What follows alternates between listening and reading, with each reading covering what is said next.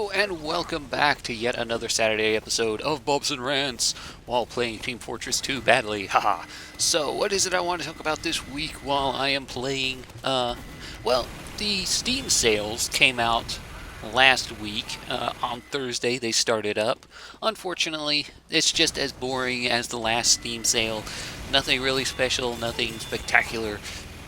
They don't even have the flash sales or the daily deals anymore, apparently. I think they've just discontinued it completely. But it did get me looking through the categories of games and all the stuff that they do have for sale.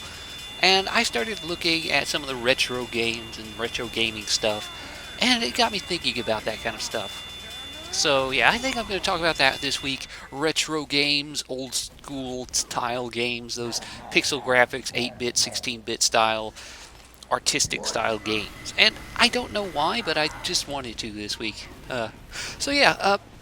Retro games are something that's interesting to me, considering I came from the generation that actually played that style of game before. That actual art style of game. Though back then it wasn't really an art style, it was just due to the limitations of the hardware. But yeah, I'm 35 years old, so I grew up playing the original Nintendo. I'm just slightly beyond the point to have played the Atari, but I did have the original Nintendo, the Super Nintendo, the Game Boy, and all that kind of stuff. So I grew up playing what is referred to as the retro game style of pixel graphics, sprite character games. So, seeing a resurgent of that artistic style, seeing a resurgent as an artistic style, is very interesting. And some of the reasons why it's become more popular over the past few years is because of nostalgia of people who played those types of games way back when, and they want to get back into that kind of game. They want to see that, and want to play that kind of game again. And another reason it's become popular is because it's fairly simple to do. And that's both a positive thing and a negative thing, because the art style is so simple, because actually creating a two-dimensional pixel graphic sprite-based game is a fairly simple thing to do. It allows people to do it on a fairly low budget. You don't have to be a big budget gaming company to create a retro style game like that, as evidenced by the sheer number of RPG Maker games you see on Steam these days. There's tons of them out there. If you know how to program basic stuff and do the basic programming and AI and stuff like that, you can put out one of these games, you can make one of these games. So it's both a positive and a negative, because it's positive in the sense that you can create one of these games on a fairly low budget. You don't have to worry about 3D modeling, you don't have to worry about creating 3D environments or making those physical forms move in those environments in a realistic and not horrible way, which is some of the problems with the 3D modeling and environments you see on newer games with lower budgets.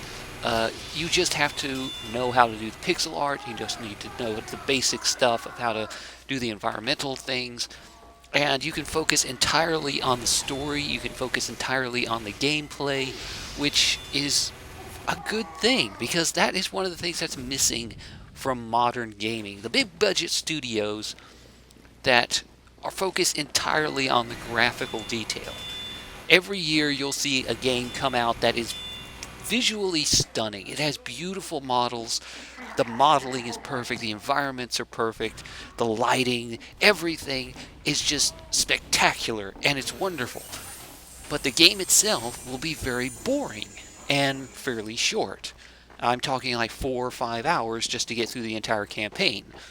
Or the story is just generic, the gameplay is repetitive, and it gets boring. And this happens every year. There's always this big budget title that comes out that they push really hard, but it's very short, the gameplay's boring, and it just falls flat, kind of. Even though it might get a sequel, or it might even be a sequel to a previous game. But they spent so much time focusing and hyping the environmental detail, the graphics and all that, that they didn't really focus as much as they should have on the story or the gameplay. So that really is the problem. But by doing it into two-dimensional retro style, it frees them to do things that would not normally be done, like focusing entirely on a story, focusing entirely on the gameplay of it. I mean, take something like Undertale, which came out last year. It is a fairly simplistic visual game using sprites, using pixel graphics, and yet it is one of the more popular games of the past year or so. Simply because they focused mainly on the story, they focused entirely on the gameplay mechanics. They did things in it that had not really been done before, in the form of the ability just to play the entire game without killing anyone.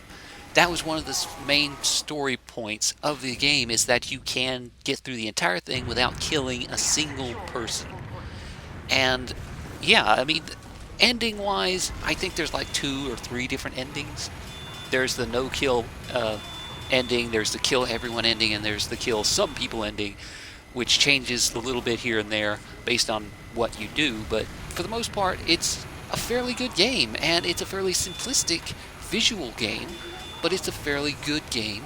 It was well received, loved by the people who played it, and yeah, it's a fairly good example of a modern retro game, in that they, by freeing themselves from having to worry and focus so much on the graphical details, they were able to focus entirely on the gameplay as well as the story.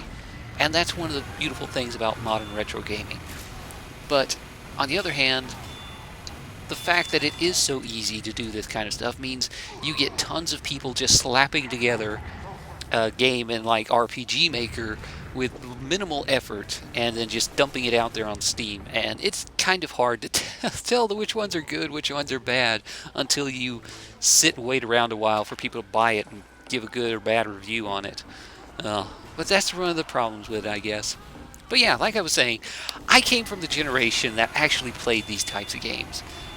These original pixel graphics, 8-bit, 16-bit, Nintendo, Super Nintendo type games back in the 80s.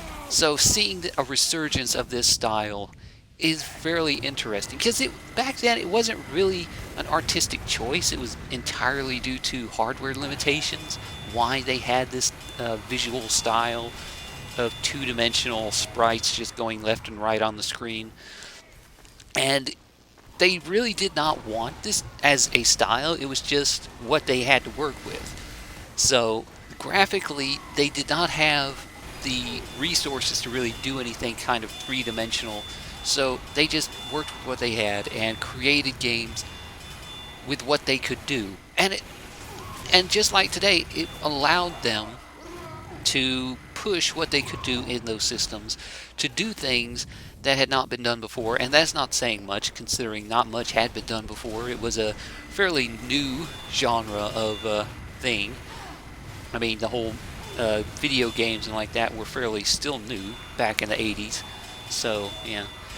But yeah, it allowed them to push what they could do with the systems. It made them focus more on the gameplay, on the mechanics of it, and the fact that you did not have DLCs, you did not have downloadable updates, meant they had to get the games as polished as possible before they put them out on the shelves. Because once they were out there, and that's all there was to it. There was no fixing anything. So the focus was entirely on making the games balanced and fun and wanting to play them. And even today, with the stuff like the Mario Maker games on the Nintendo, is that the name of it? There's that thing that allows you to create your own Super Mario Brother levels in various styles. You can either have their classic styles or the modern 3D models and stuff like that. But yeah, even that, it's still fun. People still like that kind of gameplay. They still like that kind of two-dimensional levels where you're just platforming over stuff and having a lot of fun with that. And that's saying a lot, considering that was being done 30 years ago on the Nintendo.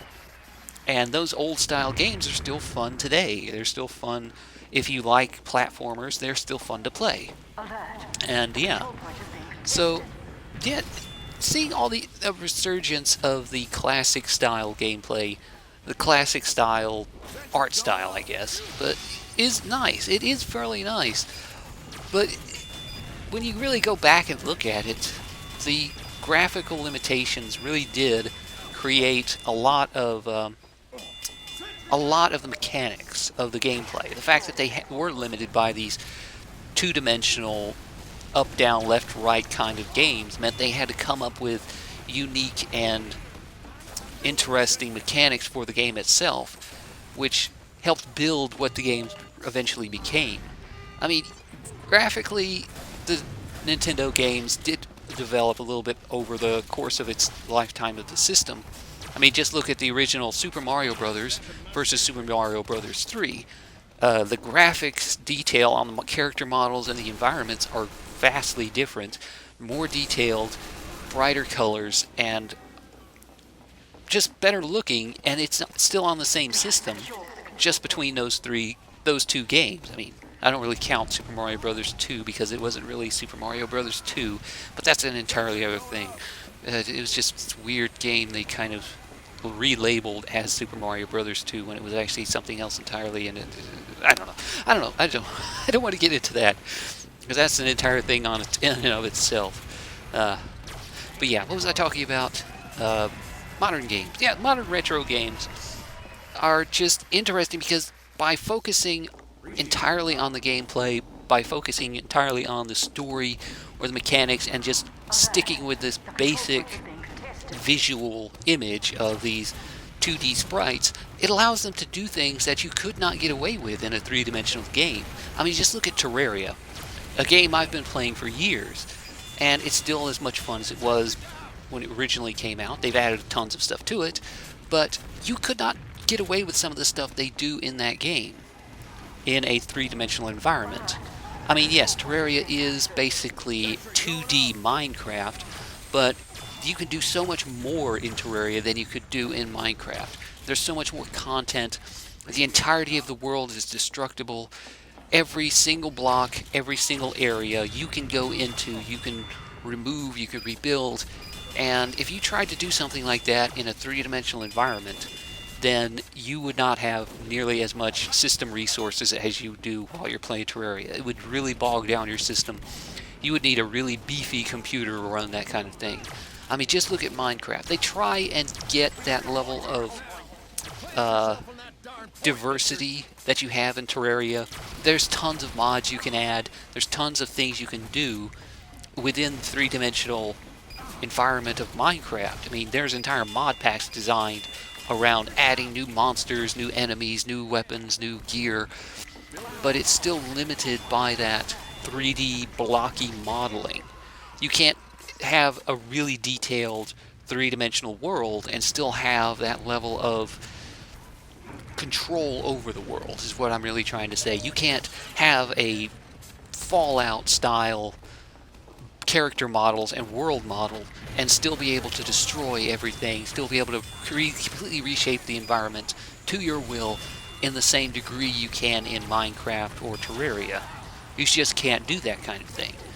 And it's only possible because of the simplistic graphics, because of the simplistic details of the characters, of the graphics, of the system that they're using, that allows them to have this kind of gameplay, to have this kind of details and mechanics that allow you to do that kind of thing in Terraria. So, yeah, I would love to see a fully three-dimensional world like Terraria with the same kind of graphical details, the kind of animations, like a Fallout-style Terraria, Fallout-style, detailed Fallout-style Minecraft kind of game, but it's just so resource heavy on your system to do that kind of thing that it's just far from being ready right now, I guess. So yeah, we're probably years from ever having a fully 3D, fully detailed kind of game graphically that has that kind of gameplay mechanic in it. I mean, they did try and do something like that. They have tried with stuff like Landmark, which wasn't really a game, even though it was recently released on Steam. You did have the ability to reshape the land or raise or lower landscape and build stuff with blocks and stuff like that. So you do have that kind of game, but it's not the same. It doesn't have the same feeling that Minecraft had. It doesn't have the same kind of, I don't know, it's just missing something, is what I'm really trying to say. It's just not there yet. I mean, you have something like Minecraft, which is completely destructible. You can dig a hole and you see the hole being dug. You can build something, you can see it being built. Or something like that. Same thing with Terraria. But with the 3D games like Landmark or... what else? What else? What other games are like that? I don't know. There are a few out there. But, yeah. Well, I don't know. I don't know. I just wanted to talk about that for this week, I guess. But yeah, the retro games can be a good thing, can be a bad thing. Depends on how much effort is actually put into their development, how much effort is put into their creation, and whether or not it's just a quick cash grab from someone who has basic understanding of it, or someone who actually wants to make a good game, like Undertale or something like that, or Terraria. But yeah, retro games can be fun, and it is nice to see that style, that visual style, has made a comeback, especially coming from someone who used to play those types of games. So yeah, I just wanted to say that. So yeah, anyway, I've been going, what, 16 or so minutes now? 16? Yeah. So anyway, thanks for watching. This has been Bobson. This has been another episode of Bobson Rants. And until next time, until next week, I will see you later. Bye.